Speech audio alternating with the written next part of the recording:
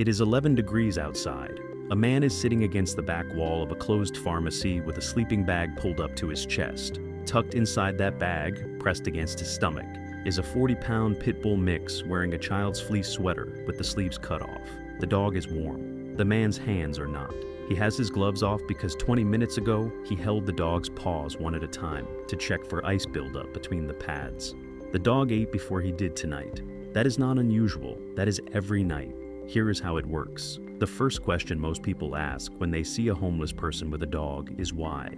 Why would someone who cannot feed themselves take on the responsibility of feeding another living thing? Why would someone sleeping on concrete in January add a 40-pound animal to an already impossible situation? The question sounds logical from the outside.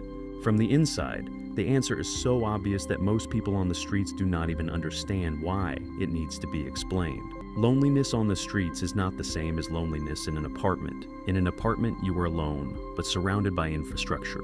A phone, a television, a refrigerator, a door you can lock.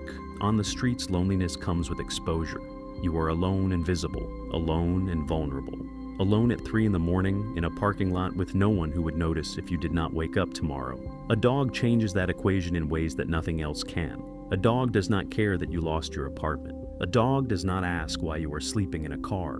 A dog does not look at you the way the cashier does when you count out exact change for a can of beans. A dog is the one relationship in a homeless person's life that carries zero judgment and zero conditions. Outreach workers across the country report the same observation. People with pets on the streets are measurably more stable than people without them. They maintain routines because the animal needs a routine. They eat on a schedule because the animal needs to eat on a schedule. They stay sober more consistently because they know the dog depends on them being functional. The pet becomes an external reason to keep the systems running when every internal reason has been stripped away by months of exhaustion, shame, and deprivation.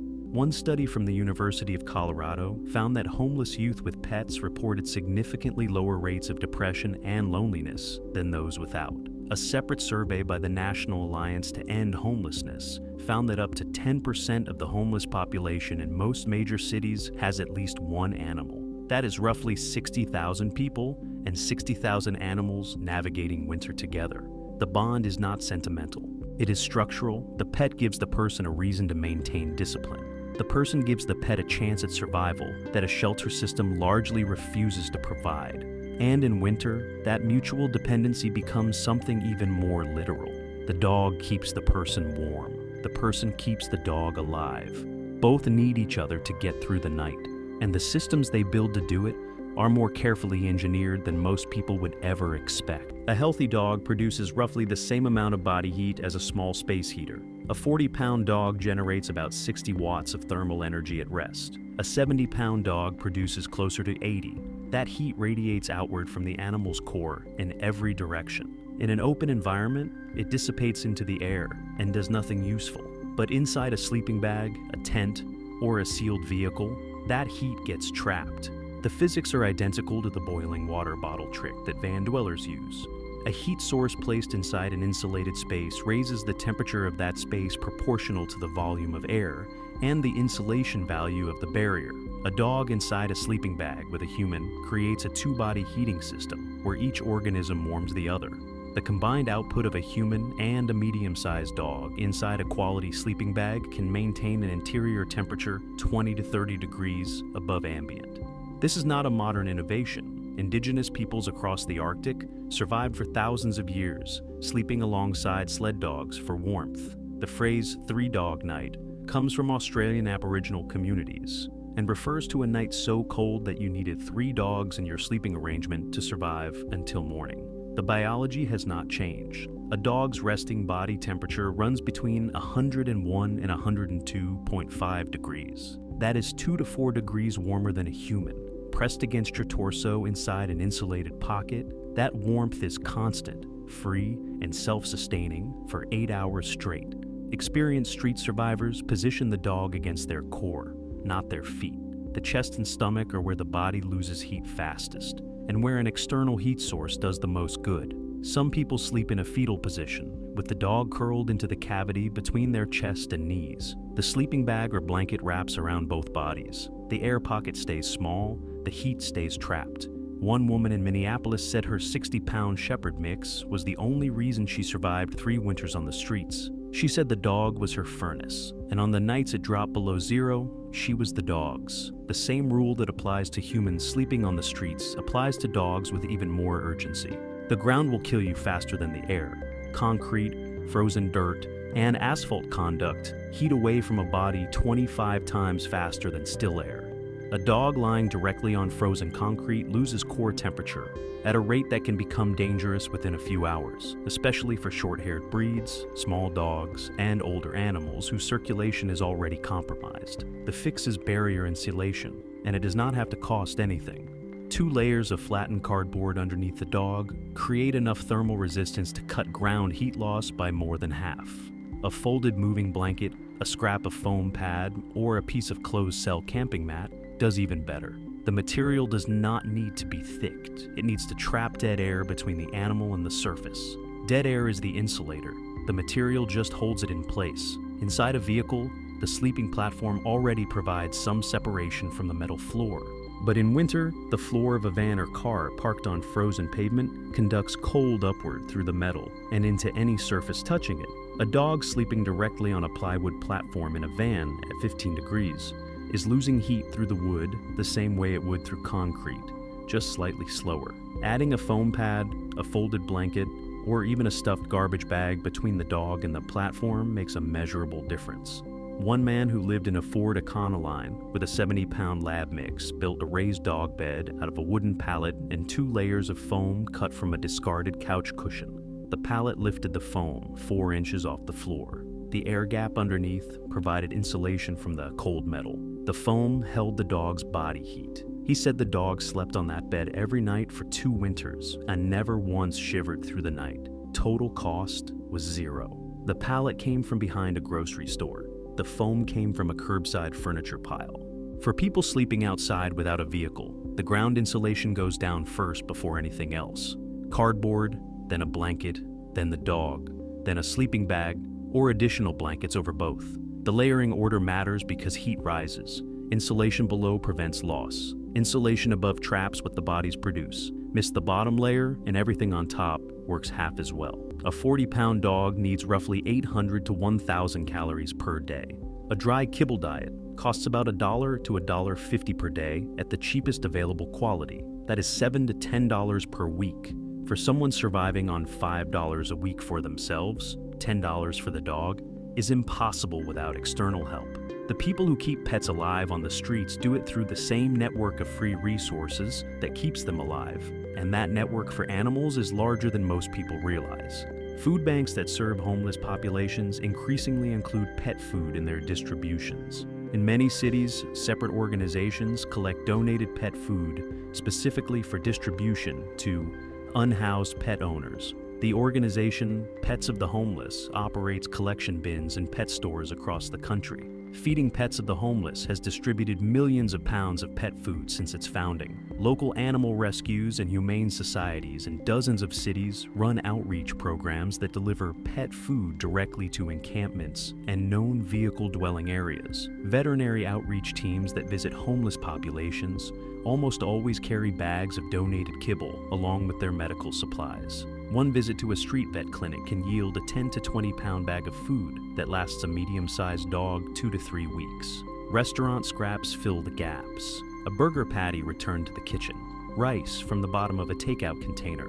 Leftover scrambled eggs from a diner that throws out breakfast surplus at 10:30 every morning. The same markdown and giveaway systems that feed homeless people feed their animals. One man in Portland said he never once bought dog food in 2 years on the streets. Between donated kibble from outreach programs, food bank pet supplies, and restaurant scraps he collected on a nightly route, his dog ate every single day. The calorie density principle applies to dogs the same way it applies to humans. Fat is the most efficient fuel in cold weather. A tablespoon of vegetable oil mixed into kibble adds roughly 120 calories per serving and helps the dog maintain body fat through winter. Peanut butter, which most food banks stock and most homeless people carry, is safe for dogs in small amounts and packs dense calories into a volume that weighs almost nothing. One spoonful on top of a bowl of donated kibble turns an adequate meal into a calorie surplus meal that helps the animal build the reserves it needs to survive nights in the teens.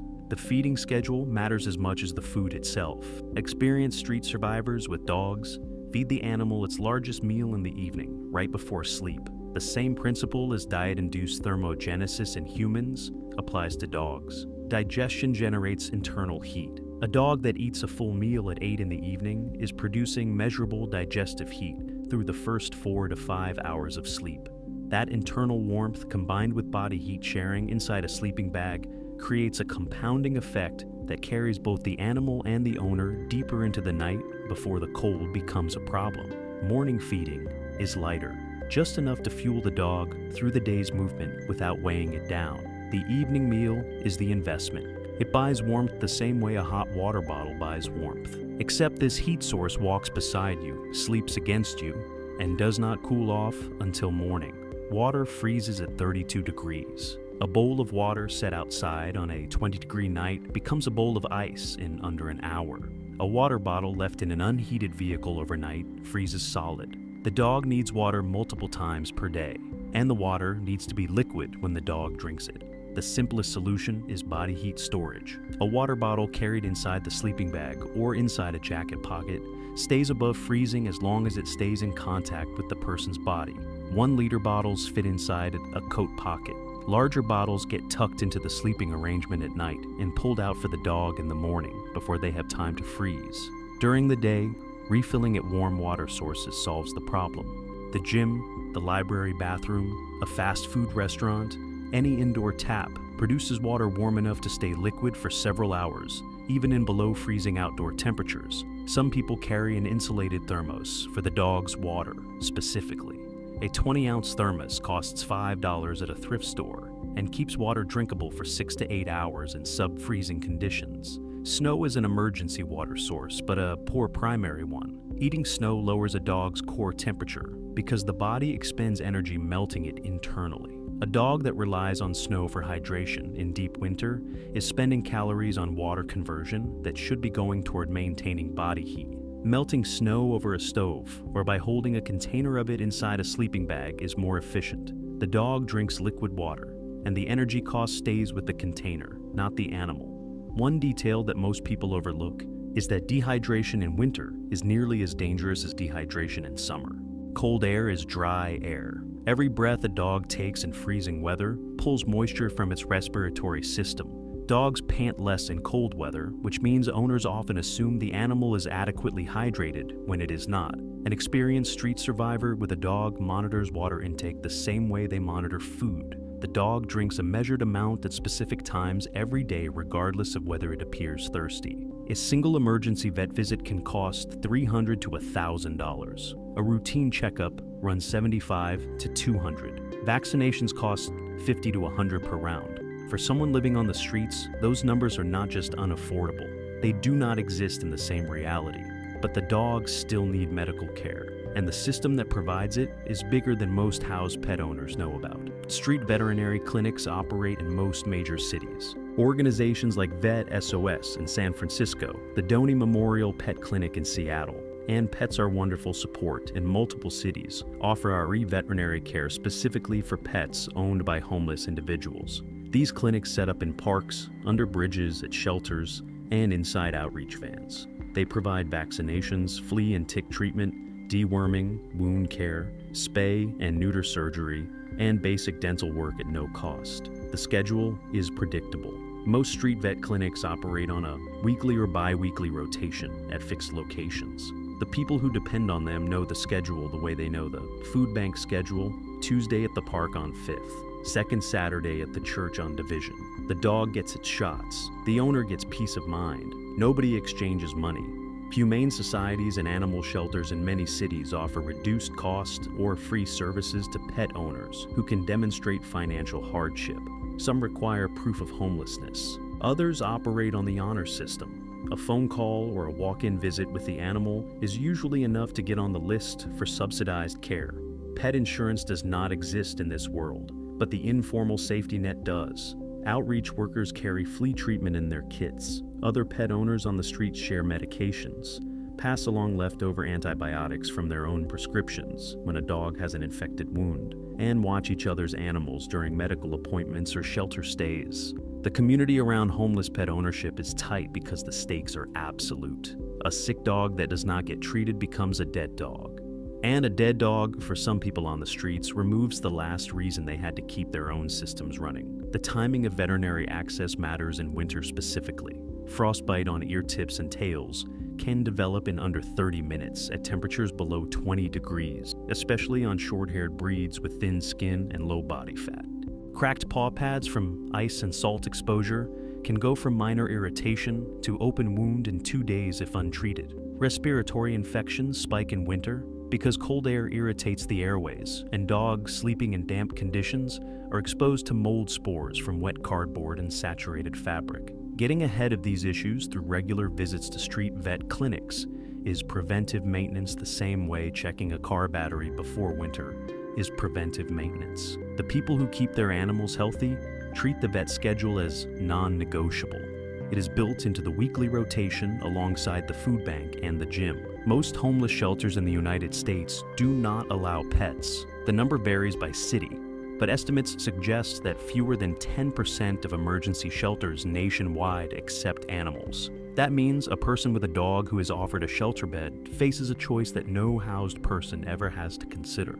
Go inside and abandon the animal, or stay outside with the dog and risk freezing. Most people choose the dog. Outreach workers report this consistently. A person who has been on the streets for months or years with an animal will refuse shelter placement rather than surrender or separate from the pet. This is not irrational. The dog is the most stable relationship they have. It is their security system, their heating system, their reason to eat on a schedule and stay sober.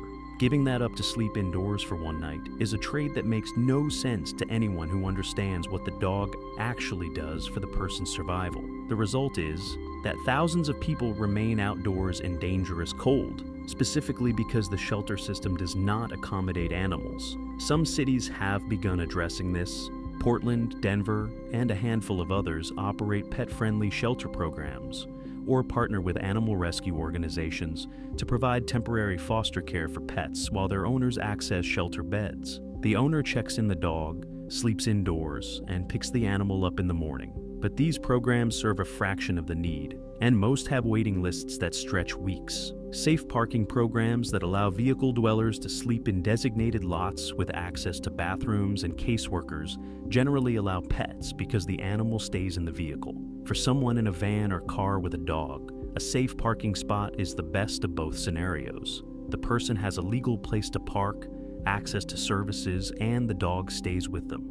The gap between what exists and what is needed is enormous, and until it closes, the people on the streets will continue choosing the sidewalk over the shelter because the shelter asks them to leave behind the one thing keeping them alive. One man in Chicago told an outreach worker he had been offered a shelter bed 11 times over 2 winters. He turned it down every time. He said the question was never hard. He said it was never even a question. The dog was not negotiable. The bed was. Not every dog needs clothing in winter. Breeds with thick double coats, huskies, malamutes, shepherds, handle cold weather, naturally down to well below freezing. But the dogs most commonly seen with homeless individuals are short-haired breeds. Pit bull mixes, chihuahuas, terriers, hound crosses. These animals lose body heat through their skin at a rate that makes exposure to sustained cold genuinely dangerous. A dog sweater or jacket is not a fashion statement on the streets. It is insulation. And the most common source is not a pet store. It is a thrift store, a donation bin, or a children's clothing rack at a dollar store. A child's fleece pullover with the sleeves trimmed to fit over the front legs works as well as a $40 dog coat from a pet supply chain. A baby onesie modified with scissors fits a small dog perfectly. Cost is between 50 cents and $2. Paw protection is the detail that separates someone who has been through one winter with a dog from someone going through their first. Road salt, de-icing chemicals, and ice crystals accumulate between a dog's paw pads and cause cracking chemical burns and open sores that become infected within days if untreated. The fix is petroleum jelly, A thin layer of petroleum jelly rubbed into the paw pads before a walk creates a moisture barrier that protects against salt and ice. A small jar costs $1 and lasts months. Dog booties work better, but stay on worse. Most dogs resist them. The people who use them successfully buy the cheapest set available, usually $4 to $8, and secure them with a wrap of medical tape around the ankle, not tight enough to restrict circulation, just enough to keep the booty from sliding off during a walk. After the walk, the booties come off, the paws get inspected and wiped, and the petroleum jelly goes on for overnight protection. Bedding for the dog follows the same layering principles as bedding for the owner. A fleece blanket inside a sleeping bag or a stuffed pillowcase serves as a dedicated dog bed that retains the animal's scent and body heat. Some people use a second sleeping bag, rated for mild weather, as the dog's bed, zipped loosely around the animal with the head exposed. The dog sleeps insulated on all sides. The owner sleeps next to it. Both wake up warm. The survival benefits of keeping a pet on the streets run in both directions. The owner keeps the pet fed, warm, and alive. The pet keeps the owner safe, sane, and functional. And in winter, the pet's protective role becomes more critical than most people realize. Dogs provide physical security that no other system can replicate. A person sleeping alone on the streets or in a vehicle is vulnerable to theft, assault, and harassment. A person sleeping next to a 60-pound dog is not. The dog hears footsteps before the owner does. The dog alerts before a threat gets close. The presence of a dog, even a friendly one, creates a perimeter that most people will not cross uninvited at 3 in the morning.